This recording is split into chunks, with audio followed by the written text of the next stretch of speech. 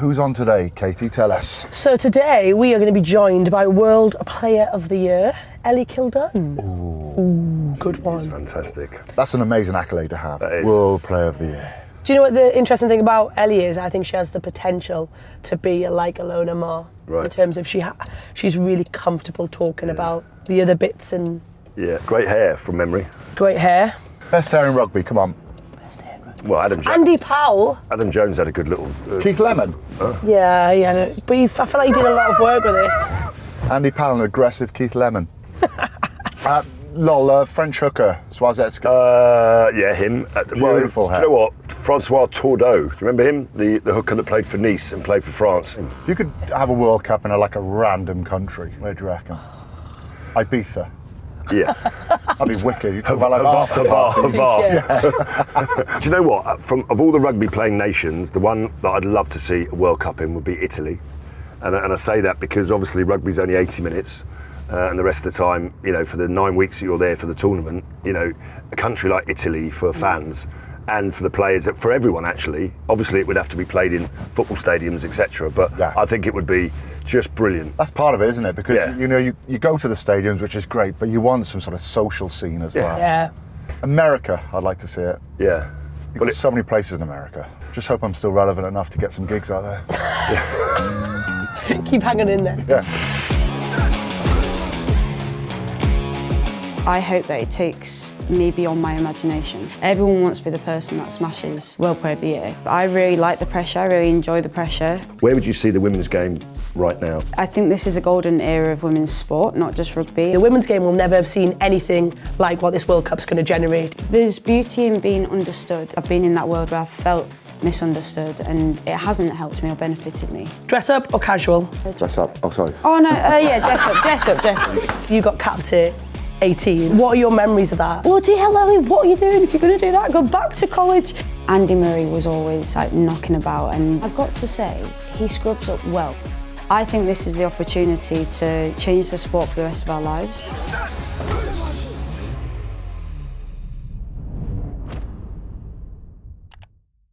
We've actually got homemade cookies from Rosie Brown.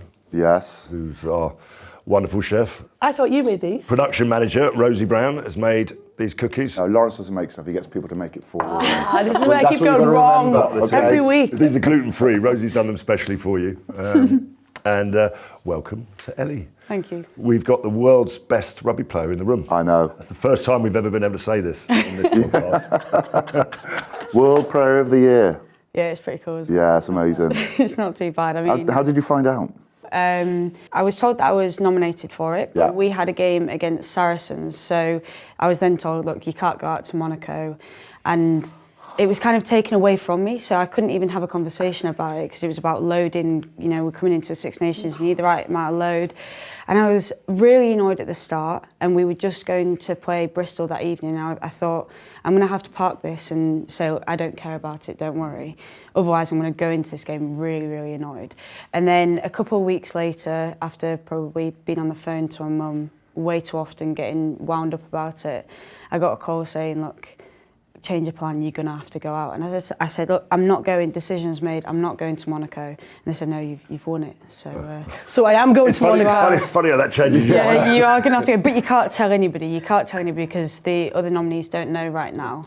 So I said, oh, well, can I tell my mum and dad? And they said, yeah, but they can't tell anybody because no one knows. So then I had to pretend that I didn't know for about a week and say, oh yeah, England have said that we heavily suggest that you go, and I had to pull out of playing the game, and all the girls were saying, oh, why are you leaving? So Be honest, did you have to practice your winning face because you knew you were going to win? And when When we got nominated, there was me, Sarah Byrne and Skazzy, and it was in Tokyo, and it was exactly the same happened. It was in the middle of a Six Nations game, and they were like, oh, you can't go, but Skaz can. We're like, oh. We can't say who's won. Yeah, we don't know, but Skaz is going and you guys are staying. Yeah, because there was a bye weekend, so Alex was already going out. And I think both of them were already going out, and it wasn't a case of they can or can't. But it ended up being so perfect because originally you could only get 1+1, but one of the girls, I think Abby Dow couldn't come, who was nominated for Dream Team. So my mum, my dad and my boyfriend were all able to come, nice. and it was just the most amazing time. Quins beat Saris, because that's the other thing that I was worried about. I thought, well, worst case scenario, I actually haven't won it. I know I already know that I have, but I actually haven't won it. And also Quinton. Somebody announces something different on the stage. Great stitch up, wouldn't it? I tell you now how rugby's changed. I think when we were growing up, the IRB World Rugby Awards were at the Metropole Hilton on Edgware Road.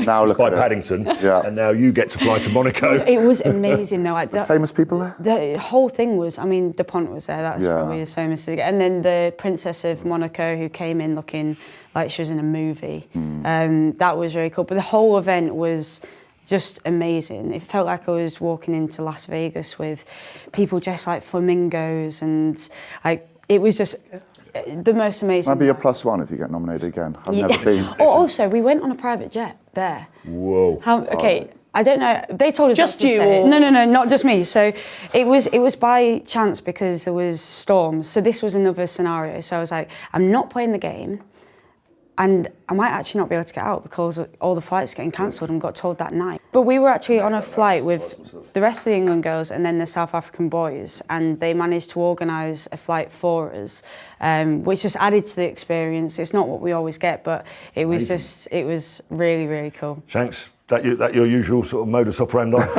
Here early. Henny from Cardiff this morning, was it? I wish. Stroke myself. Well, listen, we have the World Player of the Year. And just to make you feel calm, or make us feel calm, we've got some quickfire questions. Cool. So Katie is going to Are you ready? fire them at you. TikTok or Instagram? Instagram. Contestant on I'm a Celebrity or Strictly Come Dancing? I'm a Celebrity. League or Union? Union. Take a picture or have your picture taken? Take a picture. 7s or 15s? Oh, 15s. Now. I'm contracted to say that. Win an Olympic gold. Legally, I'd have to say 15s, Yeah. but 7s. Win an Olympic gold or win the World Cup? Win the World Cup. Fernando Torres or Steven Gerrard? Torres. Dress up or casual? Dress up. Oh, sorry. Oh no, yeah, dress up. You could And then there's still have done, Ellie. you could have done that for us, Shanks, couldn't you? Hand off or step? Step. Cats or dogs? Dogs. Beach or city holiday? Beach. Gym or training pitch? Training pitch.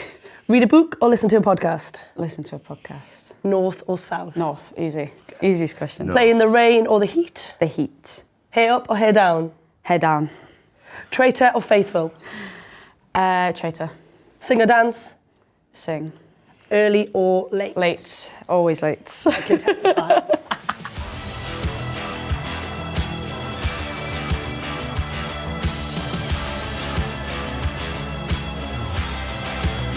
Stick to Rugby is brought to you by Defender. So Ellie, listen, you played lots of football. We always hear this from wonderful rugby players when you look at their resume. Oh yeah, I had a trial for Chelsea and Could have made it. Could have made it, but decided not to. Did either of you two? I was good at football when I was younger. Yeah, trying to stay a little bit humble, but, Okay, nice. but I just like rugby too much. No, I think you think you're good, and then Yeah, you play. A that's- lot of good That's sportsmen play different sports, don't they? Yeah, for sure. What position did you play on the football pitch? Either strike or right wing. Okay. But like what you're saying, I thought I was good, and then I remember being on holiday, and there was this girl because you don't when I see a girl doing kick-ups, I'm like, oh, we're going to be friends straight away because I didn't know many people that could do Well, that. if you haven't got football, you want to be friends. Yeah, exactly, yeah. And I saw this girl at the pool doing some kick-ups, and she'd done like 50 kick-ups. I was like, bloody hell, she looks very good. She must be a striker or something. Went over to her, she was in Arsenal Academy, and she was a defender. And at that point I thought, no, I won't be a And footballer. it's amazing. That is my moment. I think a defender. I got to about 6. All on the knees. And you are a Liverpool fan. Was a Liverpool. I don't really... I can't just change. Yeah, I was honestly, when I say hardcore Liverpool fan, my whole bedroom was Liverpool themed. I wouldn't ever wear anything other than a full Liverpool strip, socks up, everything. Favourite player? Either Torres or Gerrard. Probably more Torres. Well, you said Torres, didn't you? Yeah. So I was a really big Liverpool fan when I was younger, and I never watched rugby growing up. I always watched football. I remember one time Liverpool lost to, I think it was Man City 4-1, and trying to tell my mum I can't go to school in the morning because I was so upset. But then as I got a little bit older, and I think I went to a few football games, and I just didn't like the atmosphere when I was younger with my brother, and it was It was different, wasn't it? Yeah, it was It's not- aggressive. yeah, I think the game we went to, because my brother was a Chelsea fan, we went to Chelsea versus Liverpool. Classy lad, classy boy. And we were I in like the, him already. We were in the away stand and we had to leave at half time because my brother was so upset. He's 3 years younger than me. He's so upset with the aggression and the shouting. And I think rugby's very different, but yeah, I was playing football and rugby growing up, so my Saturdays would be rugby league in the morning, go straight to playing my football game, and then on Sunday. So was rugby union not? I mean, if it came on the TV at home, no, get that off. No, we just didn't really watch it. No. Like, also the women's game wasn't on TV. I'd never really remember seeing the women's game even advertised, so I didn't know that that was a thing to, you know, aspire to be a female rugby player. So what age did you start focusing on your rugby then? When I was probably, tell you what, the penny dropped when I was 14, because I couldn't play football with the boys anymore, couldn't play rugby with the boys anymore, and I was invited to a tournament called Sainsbury School Games where I was playing in like an under-15s team for North of England. For me, that was like a mini Olympics, and I was like, this is incredible. And I was playing with girls that are a little bit older than me, who I now play in the England team with, and I just thought, this is what I wanted to do. So the only thing I actually watched was sevens, and then I got pulled up into the 15s side, and I didn't know any of the rules. Yeah, so who That is so true. Katie, you played football with Jill Scott, didn't you? Yeah, I did, dreadfully. Like, honestly, when you look back on one of their moments, I was like, I think I was all right. And then you see it. Oh my goodness. Do you still play football, like, or did you play football like as a warm up in rugby? And Yeah, we used to get, did like, you dominate? Yeah, probably better than some of the forwards. It's who were like- tough in rugby because you might get a group of 4 or 5 that can do kick-ups to each other, and then you see, I don't know, a Maud Muir coming over and you think, oh. Yeah, the modern equivalent of Terry Butcher. Here we go. Straight leg. Comes in and And headbutts you and I could slide never ever tackles. get my head around, like, the New Zealanders that used to play rugby with us. They were obviously amazing rugby players. They were so bad at football. Like, Never. honestly, terrible It's at a football. cultural thing, though, Yeah. isn't it? Because I think in England, the easiest thing to do is pick up a ball and Yeah. you can go to the rec and play with it. In the playgrounds, you can play football. You don't necessarily have a rugby ball that you can pass around, whereas in places like New Zealand, the rugby ball is the first thing that you pick Born up. with it, aren't Yeah, Yeah. so Go play it's touch in a different. park Exactly. as opposed to kicking a football around. Yeah. Isn't it? Exactly that. I actually carried on playing football even when I was playing in the Prem. So when I was 17, I was at Hartpury and playing for Gloucester. And I'd play the Prem game on a Saturday and then go home or back up to Yorkshire and play a football game. So growing up, who were the people from a sporting point of view that were your kind of role models? Who were your Fernando influences? Torres, Torres, Jess Ennis. and then when it got to rugby, Jess Ennis. who were the people that you looked up to? Emily Scarrett, massive one. And I remember seeing Portia Woodman for the first time. Yeah, and Katy. Thank you. Daley-Mclean. Yeah, of course. But I didn't ever have like a rugby hero. 'Cause I once did a speech at my old school and it was in front of 300 parents and I was asked, so who's your rugby inspiration? And the only person I could think of was Johnny Wilkinson. I said, I don't know any other names. So I was like, oh yeah, Johnny Wilkinson's probably up there, but going to be honest with you, I don't watch rugby, so it was that. And when she yeah. got capped, we could tell that. I'm Yeah, slightly disappointed exactly. Not to have made it. not Big Lowell. If I watched it, I watched sevens because it was quick, it was 14 minutes, you could watch a day of rugby, but it was very fast, very exciting. Yeah. So I knew Portia Woodman, I knew Skaz because she was in the sevens, I knew Dan Norton. Yeah. Come to the 15s game and I was like, I don't actually know any of these people. So you played a lot of sevens, though. Yes, played a Yeah. lot of sevens. It was my first professional contract was in the sevens. I'd played a season 15s for both Gloucester and then the England setup, and then I was offered either a sevens or 15s contract. Yeah. And at the time, I really wanted to go to an Olympics, having done a season with the 15s, so I picked up that contract. What was that experience like at the Olympics? I was 2 years with the sevens and spent the 2 years being injured. I had shin splints the whole time, so I was very much in and out the whole time. And then we kind of came together as a GB setup, started training, and then COVID hit, so we all got made redundant. And at that point, everyone's getting other jobs to almost fund their living and to make sure they can train, but we didn't know when it was going to come back, but we knew the Olympics was there. And I remember going around like bar jobs, getting in contact with like nannying jobs, and I just thought, I'm studying as well. I don't really know what's going on here. And then the coach of England at the time called me and he said, look, we've got a contract that we want to offer you, but if you take it, you're not going to be able to go to the Olympics. And knowing the journey that I had in the sevens and how frustrating it was, but getting to the end of it, I really wanted to be able to do it. But I also needed a full-time job and I wanted to be the best player I could be. So what changed then? I mean, what allowed you to? So you took the contract because you needed. Took the contract. Yeah. Didn't do the Olympics first time around, so missed Tokyo. Had to watch that happen, and then we got a new coaching group in, and I just thought, you know what, if I'm going to be able to do the Olympics, if I'm going to set my sights on Paris, I'm going to have to ask now that there's a new coaching staff in. And I just asked John Mitchell, I said, look, it's something that I've always wanted to do. Just want to know at the start of the season, is it something that's possible? And he was like, well, when have you got to make your decision by? And I said, well, no, you've got to make the decision for me. Like, can I go to Olympics? And that's how it's also been previously, right? Like, Yeah. as players, we were never really given, I don't know, it might be different for you guys, but you weren't really given a choice about these things. It was almost like, if you won your contract, this is what it looks like. I kind of said to him, look, I think it's going to make me a better player. Playing in the crowds that were going to be there at the Olympics. Being in the sevens, it isolates every single skill that you've got, and Tough. I want to be in that position so I'm in the best place for the World Cup. And he just said, look, I don't want to be in the way of anyone's dreams. You've obviously still got to make the squad. Because I could say, look, I'm going to the sevens and not even make the Olympic squad. So, yeah, I then straight after Six Nations went into the sevens. So who was the? Come on, give us a clue. Who were the coolest athletes you met at the Olympics? Andy Murray was always like knocking about, and I've got to say he scrubs up well, because at the start he had a big beard and I was like, what? Like, come on. And then when it was the Why? Because there's no oil painting. I don't know. I just thought maybe I thought closer to the game. Yeah, Sharpened his beard up. Well, we normally see him sweating, just bouncing the ball. And just walking with a before, tennis racket. yeah, just before it was the opening ceremony, he came down. I was like, who is that? And then someone was like, it's Andy Murray. Pretty You guys cool. you were in, obviously, GB. Yeah, Tower. in the GB house, yeah. Tom Daley was pretty cool seeing him.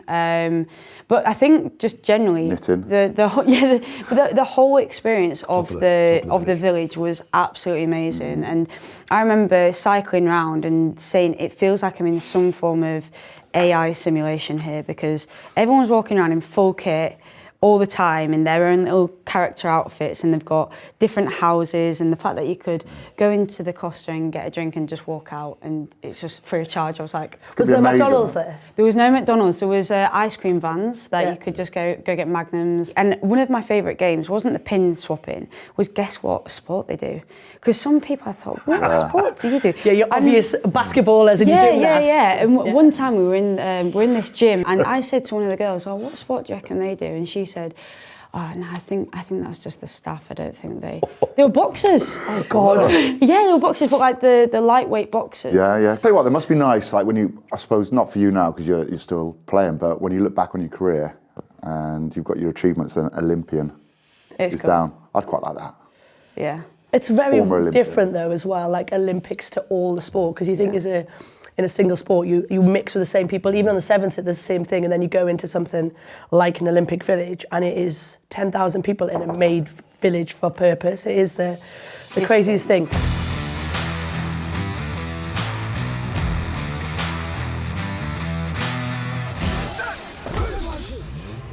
If we take you back then, because obviously you got capped at 18, I remember that because I used to be Ellie's chauffeur. And when I used to pick her up from my mum, drive her down to Bisham. You're still doing your A-levels. Yeah. Like, what are your memories of that now? So good driver, bad driver. yeah, all right, not too I give her a bad. good music education, or maybe she give me one. Look, when I was coming into it, I was so raw, and I remember first getting called and being told, look, we want you to come in, and I didn't actually know that it was real. I kind of was like, okay, cool, and then they're like, is that it? I was like, well, yeah, what else am I meant to say? And then they said, look, we know that you're a fullback. At this point, I'd never played fullback in my life. And I just was like, yeah, dabbled in and out of there. And then they said, yeah, we want you to come in. So I ended up going in, and I just remember, seeing all these people and feeling like, oh God, this is actually real now. One of my first experiences was being told we're doing this like structured attack, we're going through things.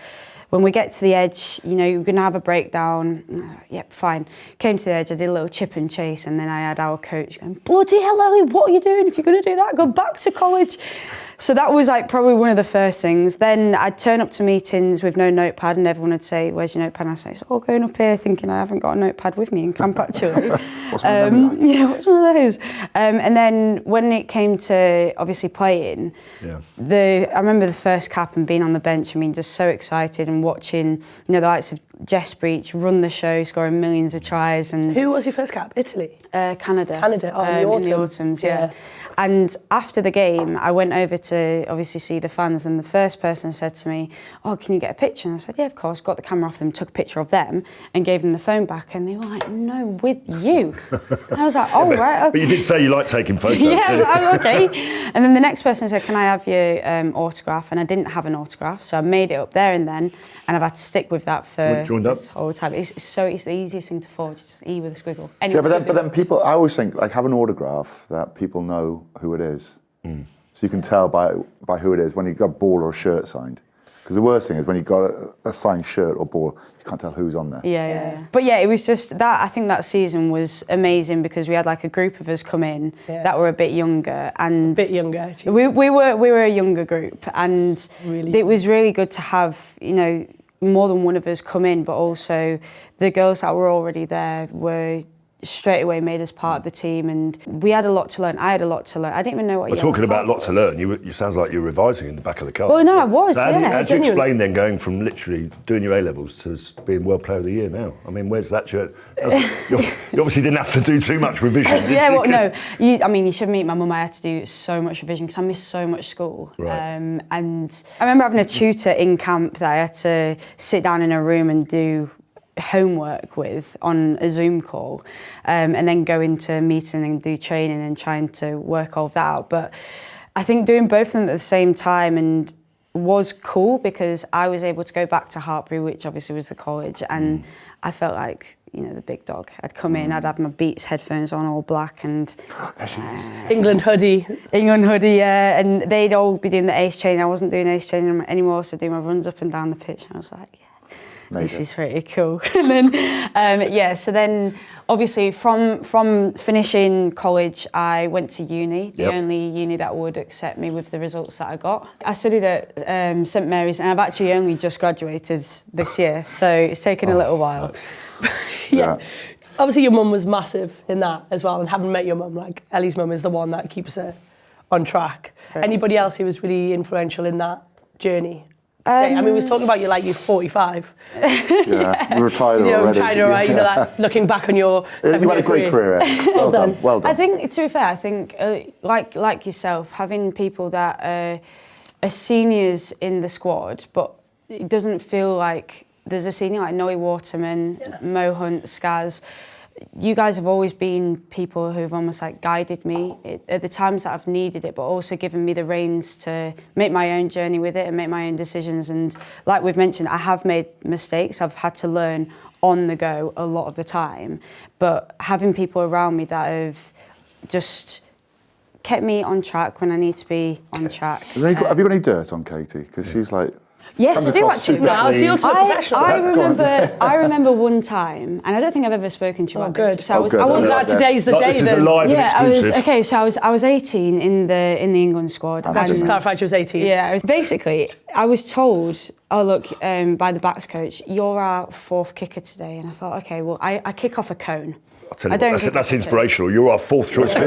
just get a couple of kicks in. And you can see how bad I was when we were getting down to 4. I was like, okay, well, I'll just get a couple of kicks in. And he said, oh, why don't you try off a teeing? And Katy was kicking. I thought you'd finish kicking. So I said, excuse, can I just borrow your tee really quick for one kick? And you're like, no, mate. And I thought you were joking. Because I don't take anything seriously. And I went to pick it up and you're like, no, I'm being serious, don't touch it. And I was like, oh, no. Get a bit territorial a bit. 100%. What team was it? Was it like a rugby league kicking team? Oh, no, it was like a low kind of girl. Yeah. Bucket sand. like James. No, it's all just you. But that was it. I mean, I don't have dirt on anyone really. Selfish. Yeah. No, I mean, I never got to the fourth choice. It never got there because obviously number one did the job. 1, 2, and 3 were great. Yeah. Lukewarm is no good. Yes. Where did that come from? So my mum actually told me this quote, or gave me a little piece of paper with it on years and years ago, and it's a quote by Roald Dahl, which is much bigger than just those words, but that's kind of my take on it. So it's essentially saying, without reading the whole thing out, that if you're going to go for anything, go at it 100%, embrace it, become passionate about it, because that's when you'll notice a change, because the state of lukewarm is no good. And when I got it, I didn't really know what it meant to me other than what was said on paper, but it's almost something that I've embedded into my mentality without having to remind myself of the quote. So no matter what room I'm in or situation I'm in, I really throw myself at it. And look, things are going to go wrong and I'll make mistakes, but by making the mistakes, I learn way more than the negatives. Good old mums. I mean, my late mum, she used to say to me, you can always catch up on a good night's sleep, but never a good night out. It's a good love that. You've got that tattooed on you. So, well, I used to come in at 1 a.m. She said, "You're disgracing the family. Get back out." So that was one that I lived by for a while. All makes sense now. Just doesn't it? Yeah, it does. So it was basically lukewarm all night, unfortunately. So I had to come back. Lukewarm is no good unless you're bathing a baby. Brackets. Yeah, so true. But yeah, it's been almost like a mentality for me with everything that I do, just to really go at it and just see what comes from it.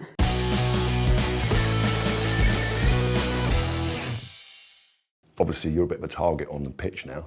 Not that you wouldn't be anyway, because you're very good. But how do you cope with that? Have you felt it a difference? Is what I mean. Yes and no. Yes, from an outsider's perspective, because I think everyone's got the expectation that I'm going to do something from like a fan's point of view, that I can then become quite hard on myself if, I've not done the wonder line break, or I've not, stepped a load of people on the pitch. But from my perspective, I really like the pressure. I really enjoy the pressure. More because I always view it as I've got to this point off the work that I've done and the teams that I've been around, and it's not just come easily. But you felt there's an expectation, like when Jason Robinson got the ball, the crowd were waiting for him to do something, or Shane Williams, they were expecting something. And I mean, Jason thankfully could run quicker sideways than most of us could forwards, really. Yeah. But, I mean, did you feel that expectation that I've got to do something to entertain? Or no, I see it as I take pride in that. That's the expectation people have got, because I've got myself to that point, and it's exciting. I think for me, it's actually helped my game in certain ways, because everyone wants to be the person that smashes World Player of the Year. So if a player's rushing out the line at me, they're much easier to step than if they're just going a bit drifty. But you're known as one of the best steppers. Were there people that you learned from? If I'm honest, I don't look at one player and try to be like them, because I know I'm not going to be like them. I'm not going to be Jason Robinson. I'm not going to be Quade Cooper. Like whoever it is, I try to look at someone's game and take elements of their game which I want in mine, to almost be the best version of myself. Because I remember, with Mids and Scott, they always used to say to me, "Oh, we want you to be like Freddie Stewart. You need to be the queen of the air. We need like the girl version of Freddie Stewart." And I remember thinking, he's good at what he does, but it's not what I do. Yeah. I'd prefer to be more like a Jason Robinson, but with the aerial skills of Freddie Stewart. So how do I combine the two? So it's just been important for me to take aspects of people. Yeah, no, I get that. I mean, Shanks, you took aspects of some of the greats from Welsh rugby, or who were the players that you wanted to model yourself on? I reckon, like the combination on the tour that you went on, 97, of Scott Gibbs and Jerry Guscott, I just love that. They were just two amazing centres. You had Scott Gibbs, who would take it up really strong. So Beauty and the Beast. Yeah, exactly. Bouncing off Oz Duran. And then you had the guy I love, like Jerry, and the skill of Jerry. That was an amazing combination. And Katy, for you, did you have people that you looked at stepping wise and thought, actually, there's no way I'm going to do that? I'll dislocate my knee. Yeah, definitely. Stepping wasn't my thing. I think, like Ellie says, though, there's players that you watched and the things you took out, like Johnny's kicking game, tactical kicking game to find space. Like, and then when kick to score came in, like looking at rugby league use it so well, and how quick they get balls, like stuff like that, where you're like, actually, that suits me and it fits into my game.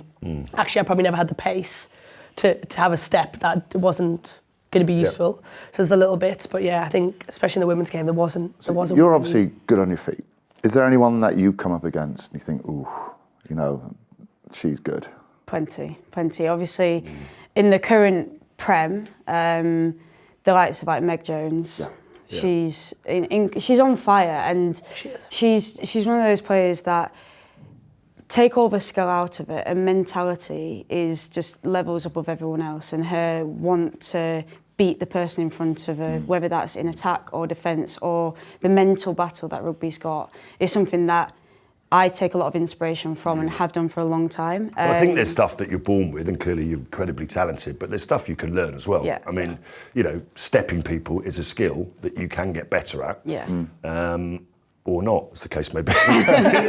But scoring a try is a skill, right? But people don't practice it. And Sean Edwards came into the Wasps team, he said, right, we're going to spend 10 minutes scoring tries, because putting the ball down is what you're paid to do, and that's what wins games.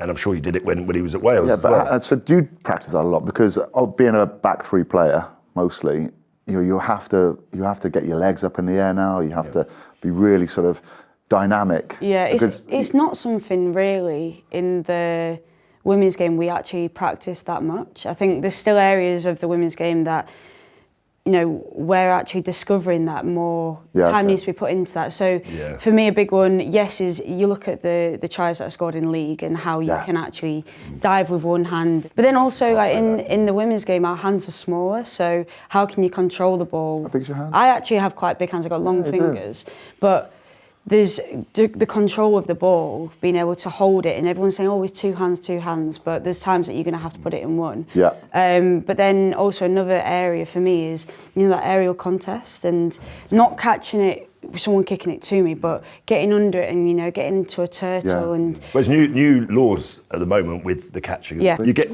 the counter-attacking is would you say it'd be harder, because people won't necessarily be competing in the air as much as they were, you know, a couple of months ago. So, you know. Well, what I'm seeing in the game is there's more competitive kicks. So where it used to be really long kicks, now they're just becoming competitive, and everyone's just hitting it back. No one's actually trying to catch the ball. I wish that I want the rule of blocking to come back, just because then I think it will stop as many competitive kicks happening. But also tactically, if a team's coming against us, they'll put tactically a high kick up, so I don't have any running time. I'm on the floor, and then I'm out the game for the next couple of phases. So I just think, you know, like they have a 20-minute red card now, they should just have, like, we're going to ban kicking for the next 20 minutes. just see what happens.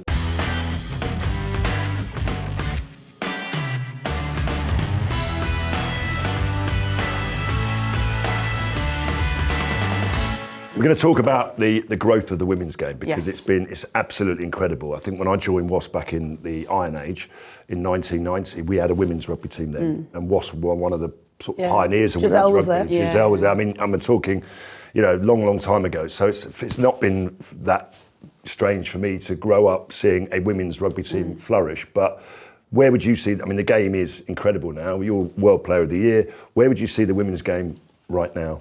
I think this is a golden era of women's sport, not just rugby. I think, you know, you look at what happened to Lionesses after the Euros, and I think we're very much on our own journey within that. It's not going to look the same because it's a completely different sport, but I think the beautiful thing about women's rugby is it can almost go wherever it needs to go. We can learn from the men's game and what happens in the men's game and make it its own thing. And I remember, you know, when I was growing up and being the only girl almost like in Yorkshire to be playing rugby, to now you go into clubs. I went to a festival the other day with like 300 girls playing. I know, it's amazing. Katy, you were a trailblazer for the women's game in many ways, as you know. Because we're older. Well, because we're a little bit older. But do you look at it and think, actually, I wish I'd started playing a bit later? No? I don't look back on it now and think, God, I wish I were. Because I think these guys will be in a different situation where their time is no longer theirs. Like I played in a generation where I could go to Dubai Sevens in December and represent England in January when the Six Nations kicked off, and live both lives. I also got experience professionalism.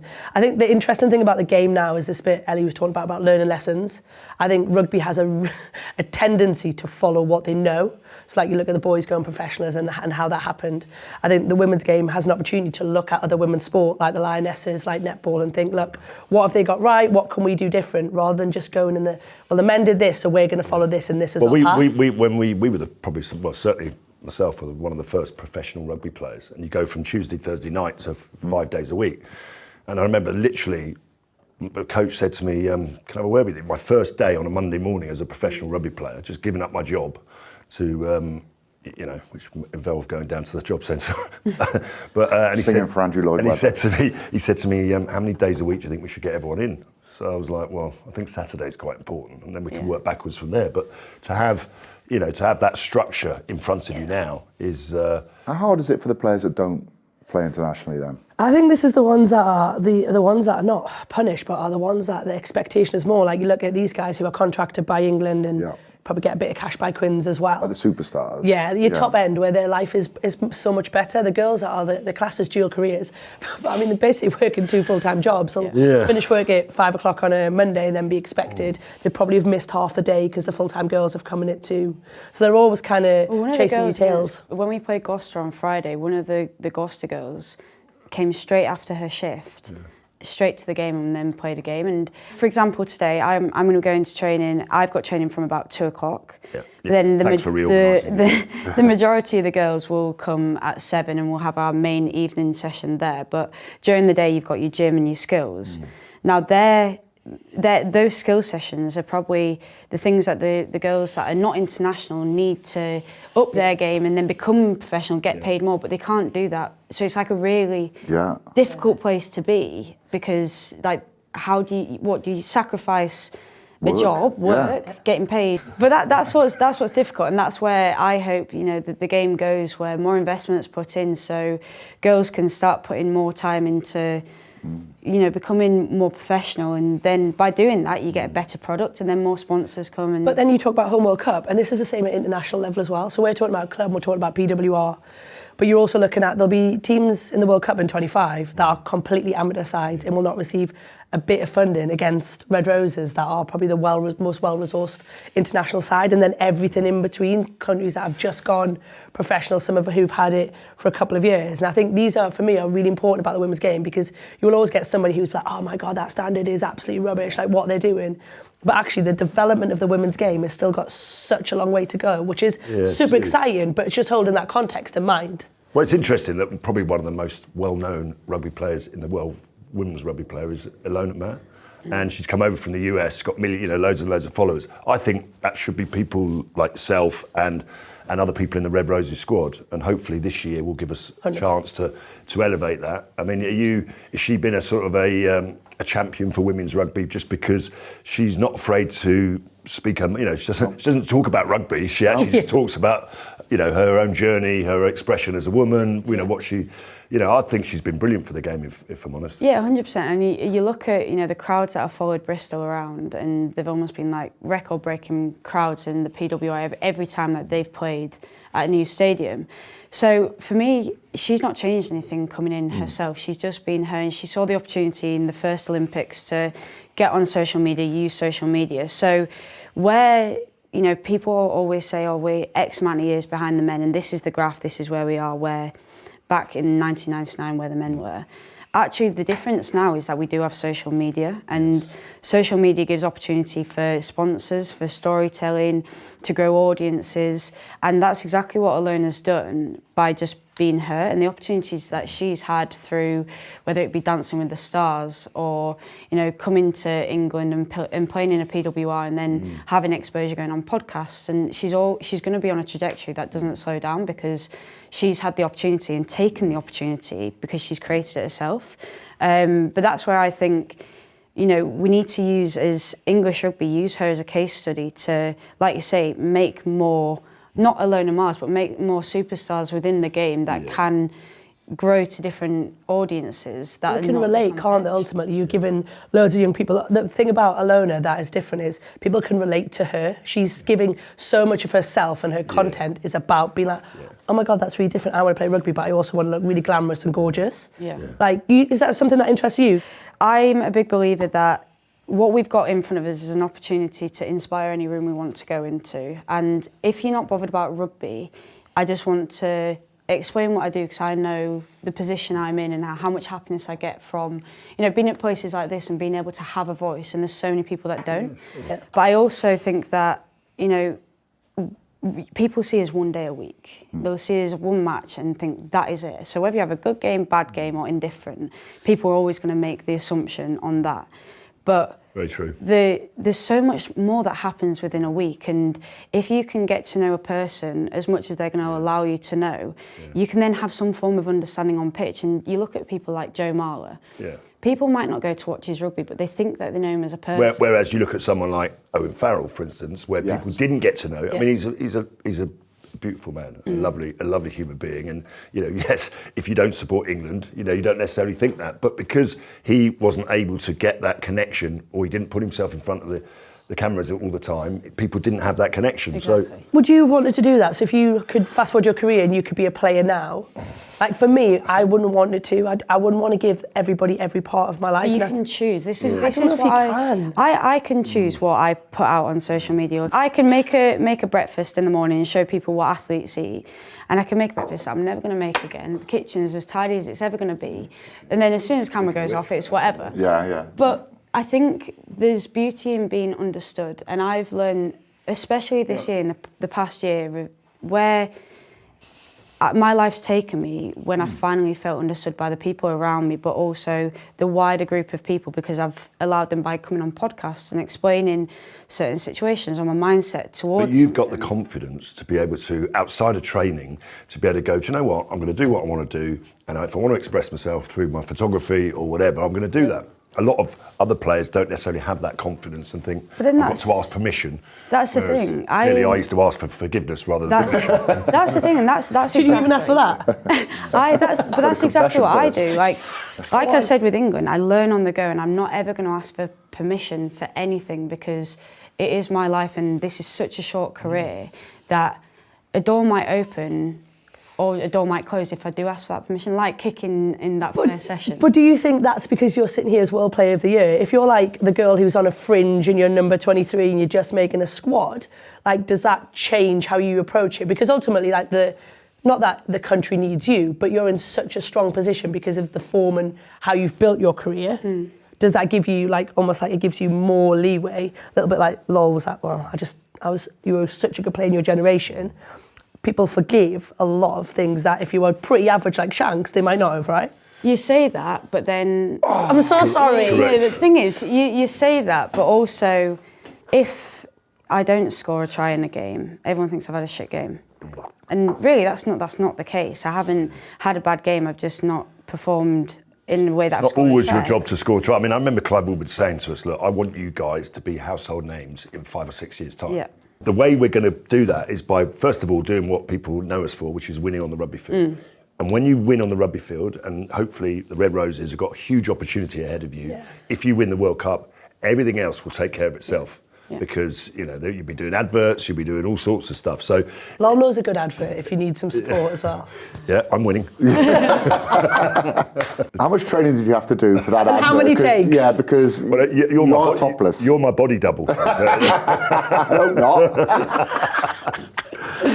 I mean, it's a huge opportunity. It is a huge opportunity, and going back to almost like the original thing that we're talking about is, I don't think everyone has to do it. I think everyone's got the same opportunity at the start. Everyone starts with 0 followers, and you all get a contract which you just go in and it's your first day of the contract. Everyone's got the same opportunity to do what they want with it. Now, some girls choose to do what Ilona's done and go down that path. Some girls, like yourself, rugby is the thing that was, the main thing. You weren't bothered about the social media. And I think as long as people understand that you don't have to be a one-size-fits-all. Like, I wouldn't ever try to do my content the way that Ilona does it, because it's not my content. And then that becomes a job, whereas for me, I enjoy,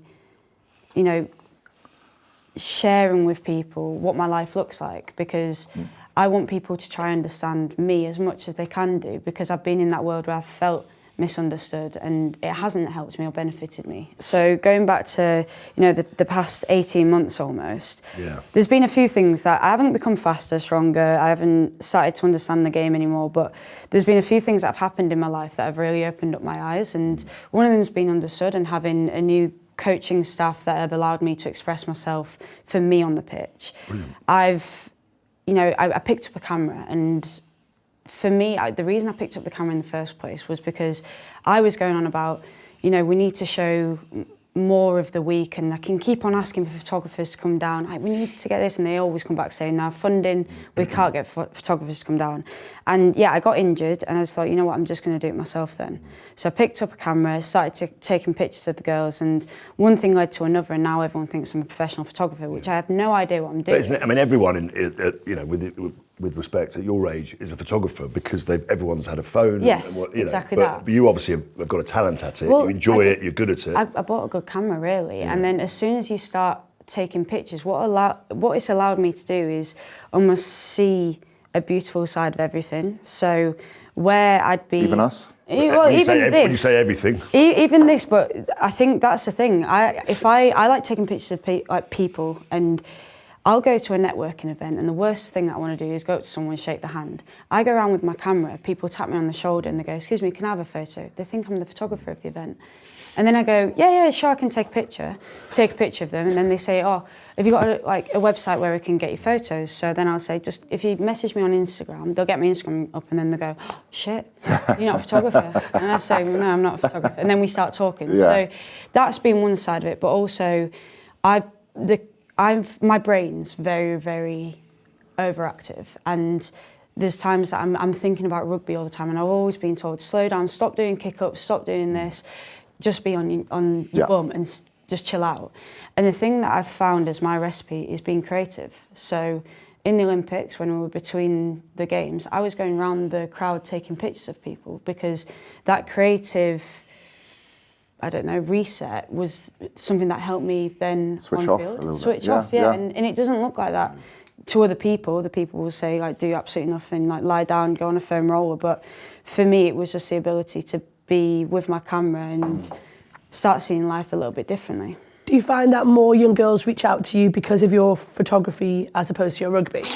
No, I think it's a bit of a split. I think a lot of it is rugby, but then also people say that they are inspired by just me as a person and the way that I see life. And I'll go to a music event and take photos of the person that's performing on stage, and someone then's like, "Oh, I really like that artist," and then they feel like they know me a little bit more, and then they start looking at my rugby. So I don't think photography is a big thing, and it's just been something that I've done for my I just like doing it. But then now people see that as, if you do something slightly different in a game where everyone does things pretty similar or have done the same for however many years, as soon as you step out a little bit, it's like, "Oh my God, we're going to make this all about photography, you're the photographer." And I'm like, I have no idea what I'm doing.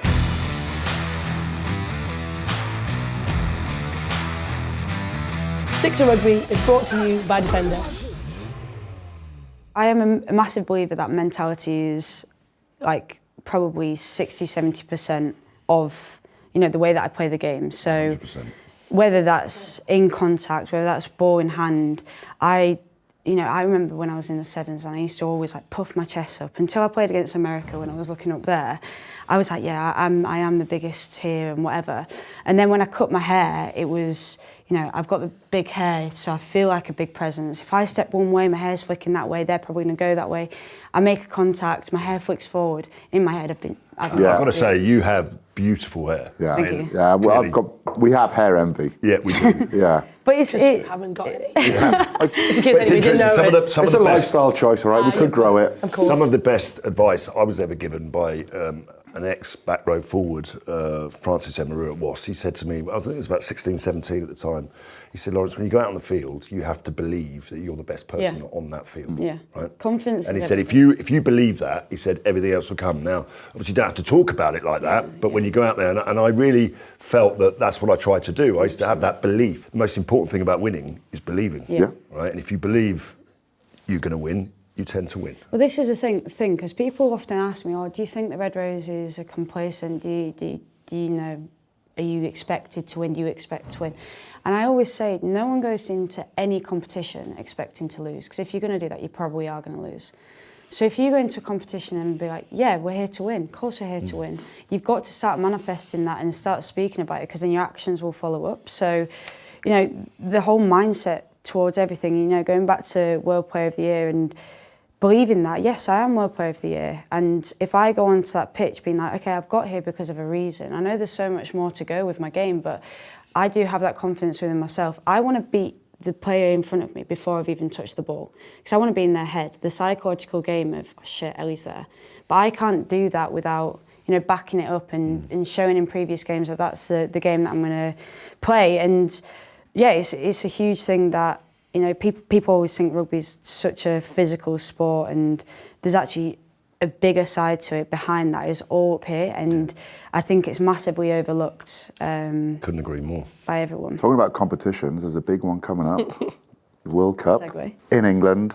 How big a opportunity is this for the England team? Yeah, it's huge. I mean, I don't think you can't really go in saying this is a bigger opportunity than it has been before, because I think before the last World Cup we had a run of, you know, successful games and then we lost the World Cup final. So we know that there's still work to be done. Like you said, we've got this Six Nations to almost start working out what areas we need to work on or what areas we need to exploit as a team to put ourselves in a position in the World Cup to be successful. But I think this is the opportunity to, you know, change the sport for the rest of our lives. And I've been asked what is my expectations post World Cup, and the only thing that I can say is that I hope that it takes me beyond my imagination. I don't want to be able to imagine what happens after this World Cup because I have no idea.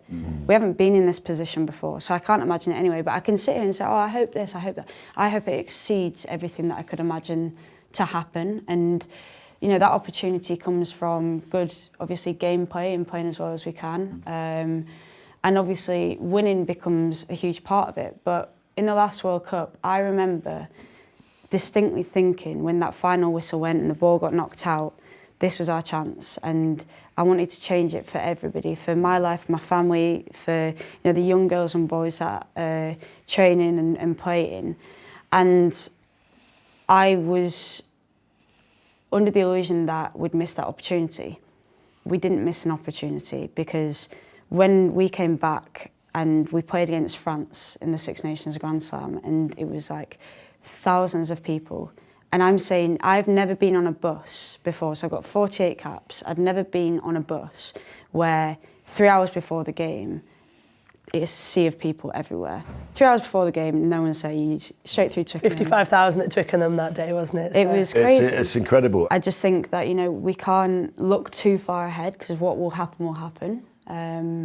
We can obviously, I can obviously sit here and say we're doing this, but I don't want to give all my tactics away to all the other teams. But, you know, it is a good opportunity, but also it's a game of rugby and anything can happen. Katy, who's the biggest threat to England?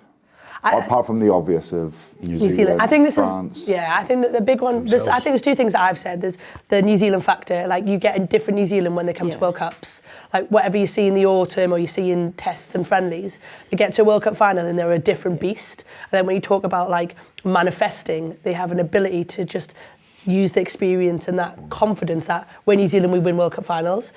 My other one is around, I think, the pressure you guys will face, because I totally agree. The women's game will never have seen anything like what this World Cup's going to generate in interest, in support, in just scale and grandeur that comes with big events. Like, how much of that stuff and that pressure element for you guys, because you're going to travel the country, you know, you're open in Sunderland, there's games all over. You're not going to, because the one thing we got right in 2014, we had one base and we were out of it. We were literally remote with the USA. We came into play and we went out and we managed to create, or was created, this real bubbly of like, the bubble is just about us. Yeah.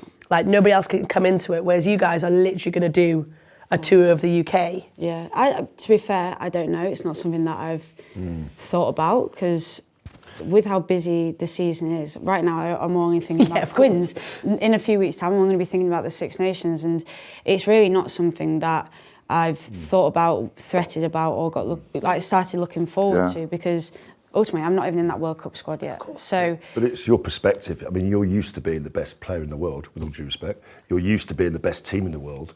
That's not something, you know, so for the next year, it's not something you suddenly have got placed on you. You've done that for the last 12 months anyway, so hopefully you'll take that all in your stride, and we can't wait, really. It's going to be very, very exciting. I hope so too.